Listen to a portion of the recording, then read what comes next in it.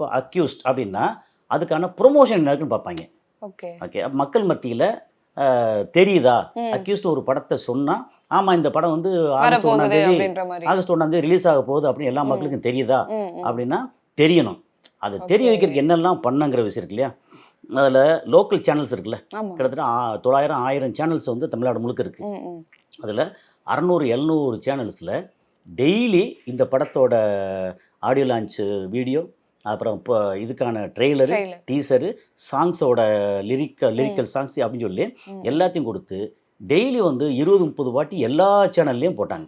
அப்போ லோக்கல் மக்களுக்கு ஏதாவது ரூட்டில் வந்து கண்ணில் படும்ல. அது போஸ்டரு, பேப்பரு, அப்புறம் ட்விட்டரு, இன்ஸ்டாகிராம் அப்படின்னு இங்கே டிஜிட்டல் உலகம் இருக்குல்ல, அதுக்கு பல லட்சங்கள் கொடுத்து பெருசாக செலவு பண்ணி அங்கே வந்து ப்ரொமோஷன் பண்ணோம்.